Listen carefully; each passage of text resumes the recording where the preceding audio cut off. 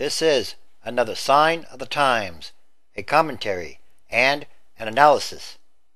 As of October 31st, according to the United Nations Population Fund, there will be 7 billion people sharing Earth's land and resources.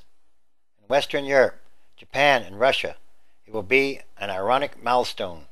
Amid worries about low birth rates and aging populations in China and India, the two most populous nations, it's an occasion to reassess policies that have already slowed once rapid growth. But in Burundi, Uganda, and the rest of sub-Saharan Africa, the demographic news is mostly sobering as the region staggers under the double burden of the world's highest birth rates and deepest poverty. The regional population of nearly 900 million could reach 2 billion in 40 years at current rates, accounting for about half of the projected global population growth over that span. Most of that growth will be in Africa's cities, and in those cities it will almost all be in slums where living conditions are horrible. So, is catastrophe inevitable? Not necessarily, but experts say most of Africa and other high-growth developing nations such as Afghanistan and Pakistan will be hard-pressed to furnish enough food, water, and jobs for their people, especially without major new family planning initiatives. Extreme poverty and large families tend to reinforce each other, said Lester Brown, the environmental analyst who heads the Earth Policy Institute in Washington. The challenge is to intervene in that cycle and accelerate the shift to smaller families. Without such intervention, Brown says, food and water shortages could fuel political destabilization in developing regions. There's quite a bit of land that could produce food if we had the water to go with it, he said. It's water that's becoming the real constraint. The International Water Management Institute shares these concerns, predicting that by 2025 or before, about 1.8 billion people will live in places suffering from severe water scarcity. According to demographers, the world's population didn't reach 1 billion until 1804, and it took 123 years to hit the 2 billion mark in 1927. Then the pace accelerated. 3 billion in 1959, 4 billion in 1974, 5 billion in 1987, 6 billion in 1998. Looking ahead, the United Nations projects that the world population will reach 8 billion people by 2025, 10 billion by 2083, if not before.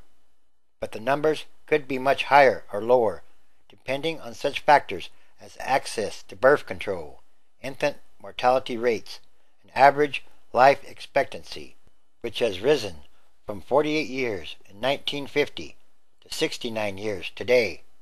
Overall, this is not a cause for alarm. The world has absorbed big gains since 1950, said a vice president of the Population Council. But he cautioned that strains are intensifying.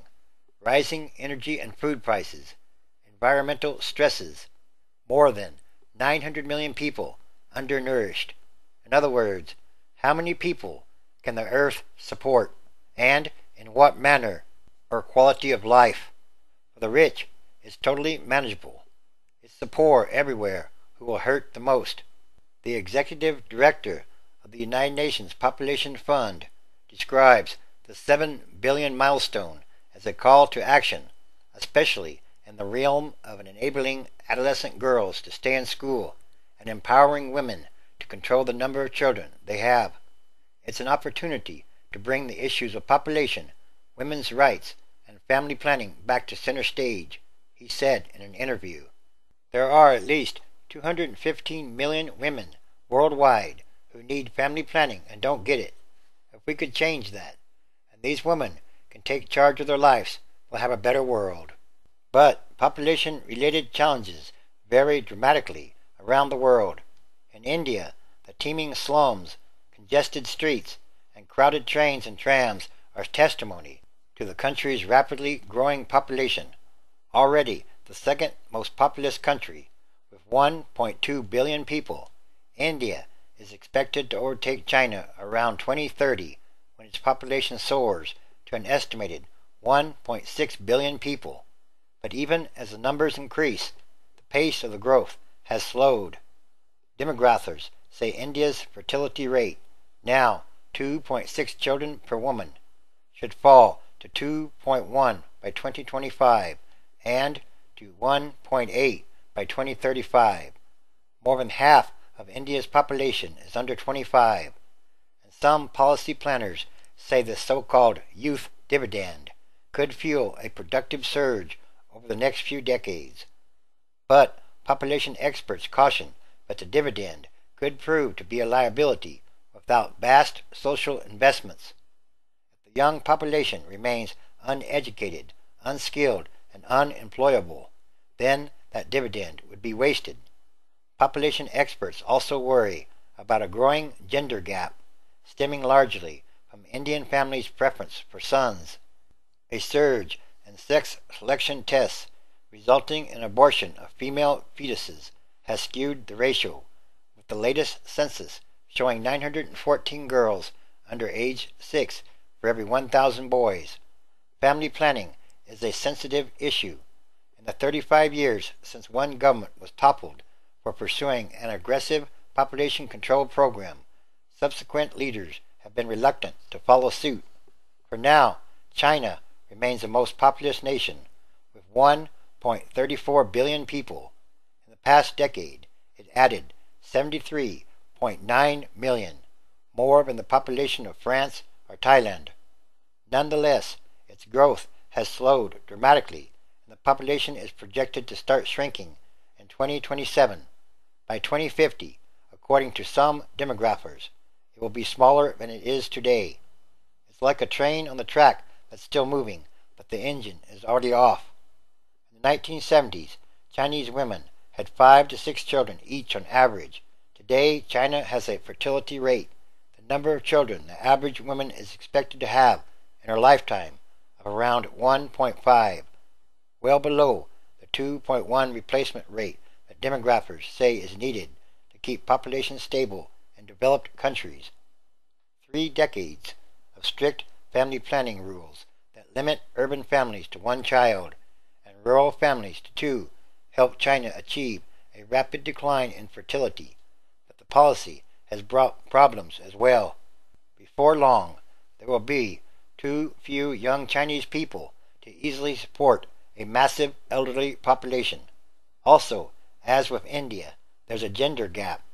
The United Nations says there are 43 million missing girls in China because parents restricted to small families often favored sons and aborted girls after learning their unborn baby's gender through sonograms. Western Europe and the United States, Spain used to give parents 2,500 euros, more than $3,000 for every newborn child to encourage families to reverse the country's low birth rate. But the checks stopped coming with Spain's austerity measures, raising the question of who will pay the bills to support the elderly in the years ahead.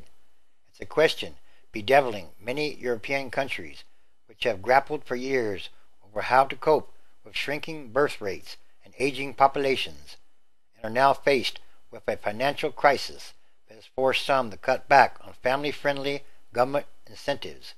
Spain and Italy, both forced to enact painful austerity measures in a bid to narrow budget deficits, are battling common problems.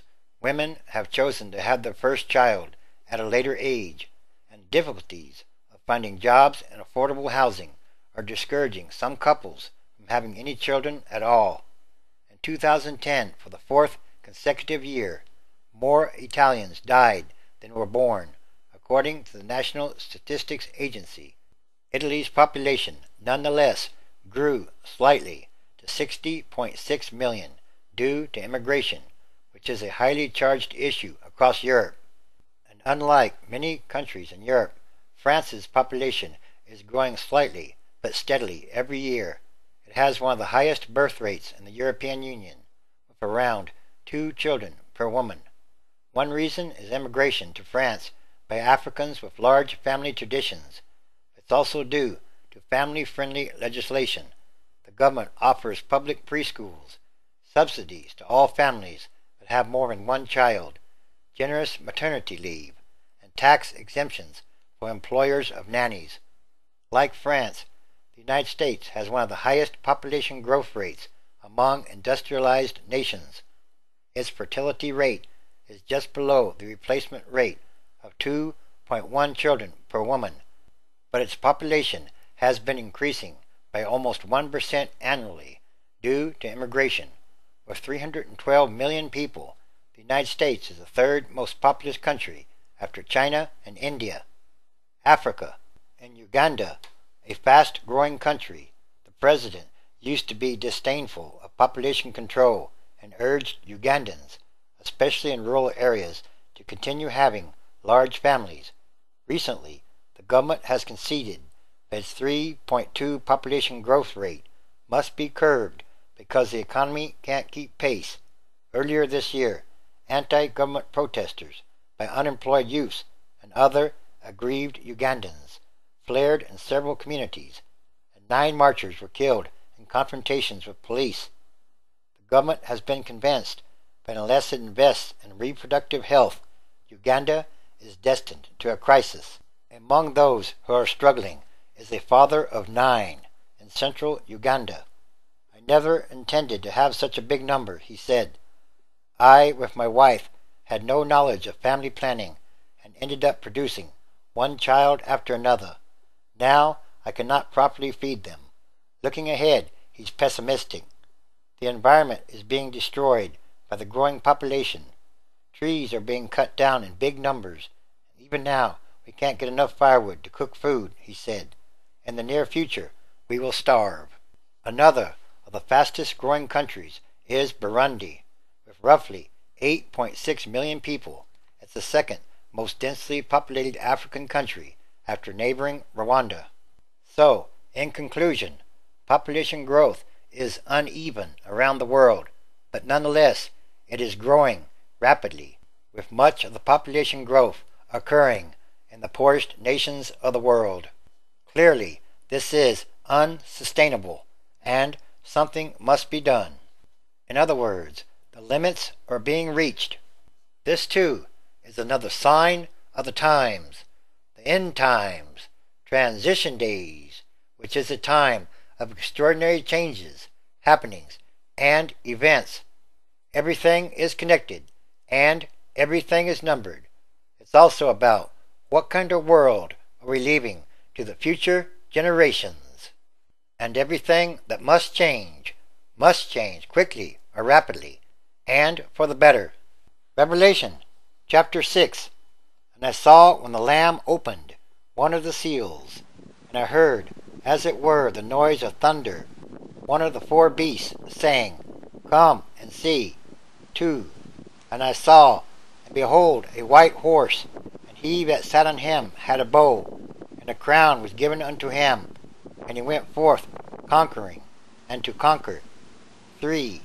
And when he had opened the second seal, I heard the second beast say, Come and see. 4. And there went out another horse that was red, and power was given to him that sat thereon to take peace from the earth, that they should kill one another. And there was given unto him a great sword or weapon. 5. And when he had opened the third seal, I heard the third beast say, Come and see. And I beheld, and lo, a black horse, and he that sat on him had a pair of balances in his hand. 6. And I heard a voice in the midst of the 4 beasts say, A measure of wheat for a penny, and 3 measures of barley for a penny, and see thou hurt not the oil and the wine. 7. And when he had opened the 4th seal, I heard the voice of the 4th beast say, Come and see. 8. And I looked, and behold, a pale horse, and his name that sat on him was Death, and hell followed with him, and power was given unto him over the 4th part of the earth, to kill with sword and weapon, and with hunger, and with death, and with the beasts of the earth. It's time for all prophecy to be fulfilled.